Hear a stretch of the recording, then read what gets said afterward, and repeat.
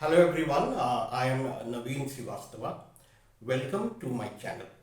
In today's episode, we are going to cover the modal verbs may and might. So with this lesson, I'm trying to make your understanding clear on how to use these two modal verbs may and might correctly and appropriately. So let us begin. May and might, सबसे पहले अगर हम इसके meaning को समझें और इसको हम कब और कहाँ कैसे इस्तेमाल करते हैं, किस कॉन्टेक्स्ट में इसको हम यूज करते हैं, तो आपकी अंडरस्टैंडिंग क्लियर होगी और आपको इसके यूज को लेकर के कोई कंफ्यूजन नहीं होगा। तो लेट अस स्टार्ट विथ मे। मे का जो मीनिंग है और जिस कॉन्टेक्स्ट में वो यूज होता है वो बेसिकली तीन मेन कॉन्टेक्स्ट है। One is permission, and that too for a formal permission. Second is possibility, and third is wish and hope. It is also used to express wish and hope. तो सबसे पहले हम आते हैं, जब हम इसका यूज परमिशन के सेंस में करते हैं तो यहाँ ये ध्यान रखने की बात है कि मे का यूज जब भी हम करें तो ये ज़्यादा फॉर्मल होता है, ये ज़्यादा it's a nicer and polite way to say may I rather than sometimes people use it with confuse it with can I and could I. So here it is important to keep in mind that may I is more formal, can I is kind of informal, and could I is okay. So we can use may I whenever we are trying to ask for a formal permission. If we look into the example, it could be may I come in, may I leave. You are in an office setup, you are meeting your boss, you want leave and you say may I leave. So that is the correct way because you are talking to your superior, you are talking to your boss, you are talking to your senior. आपके school के setup में आपने देखा होगा बचपन से लेके आप इवन बड़े होने तक, जब आप कॉलेज में होते हैं, क्लास चल रहा है और आप क्लास में एंटर करते हैं, you just cannot say can I come in.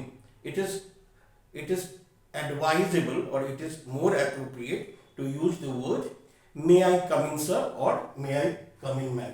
तो फॉर्मल परमिशन के लिए हम may का यूज करते हैं।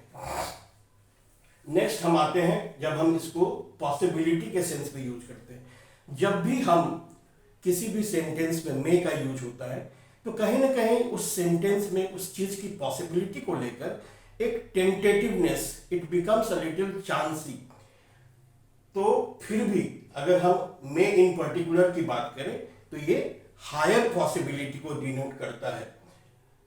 आप घर के बाहर जा रहे हैं, रेनी सीजन है, तो it's not raining as of now, but your mom says why don't you take your umbrella along, it may rain today. तो रेन की possibility है and that possibility is quite high. Similarly, it could be like winter is setting in and you are going out, your mom comes and she tells you, hey, why don't you take your coat along, it may get cold later. तो ये जो cold है may be अभी नहीं है पर हो सकता है, इसकी possibility काफी strong है। Now we come to the third meaning and the third context in which may is used, that is to express wish and hope.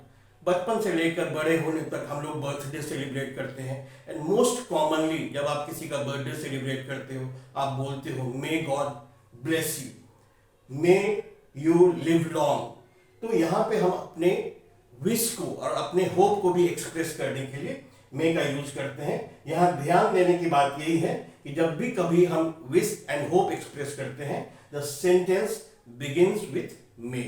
May God bless you, may you live long, may you stay happy and healthy always and likewise. अब अगर हम इसको might के साथ compare करें तो in terms of meaning may and might बहुत similar है और कई बार हम इसको इंटरचेंजेबली यूज करते हैं। पर अगर हम इसके नुआंसेस में जाएं, अगर हम छोटे छोटे डिफरेंसेस को माइंड करें, क्योंकि अंतर है, जब भी हम मे की बात करते हैं तो पॉसिबिलिटी का चांस हायर होता है। Might is also possible but it is kind of less likely और more doubtful.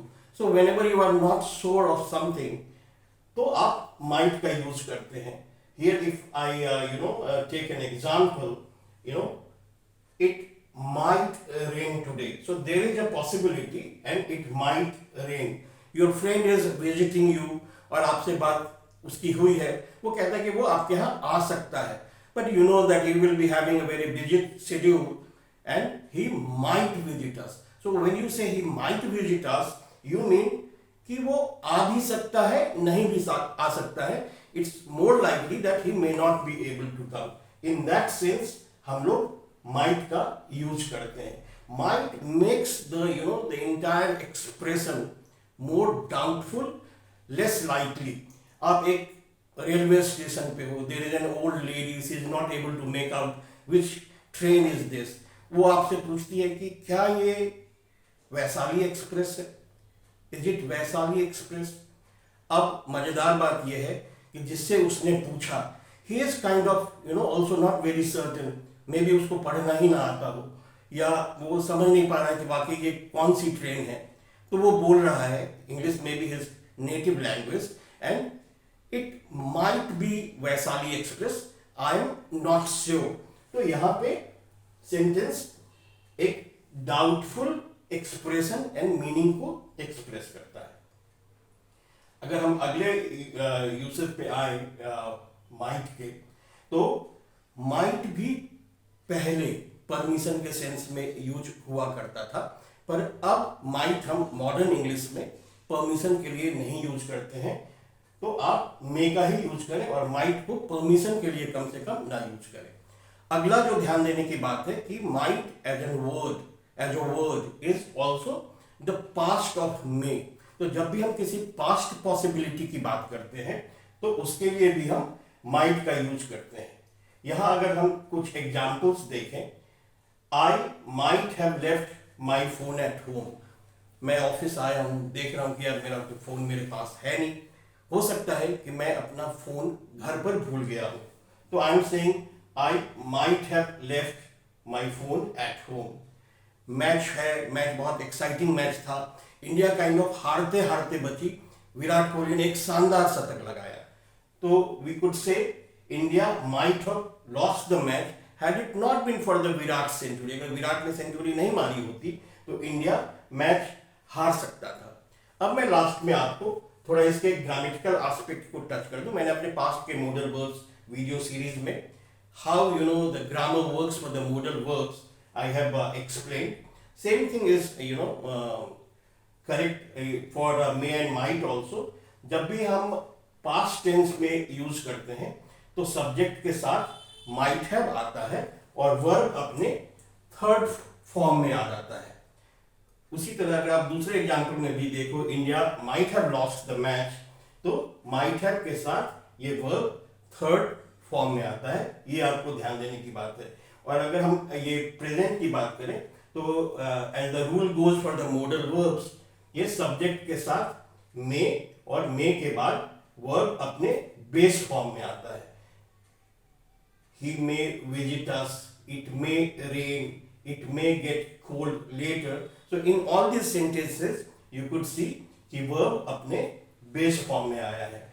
तो past के लिए हम V3 का यूज करते हैं और यहाँ पर आप जो इसका grammatical pattern है वो है कि subject के साथ may, which is a modal verb, followed by verb in its base form. So with that, we come to the end of this video.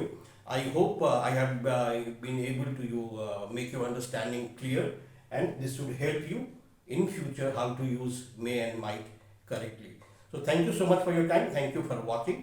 And at the last, humble request, please like and subscribe to my channel, and you may also hit the bell icon so that you get the future notifications. Thank you so much for your time. Thank you.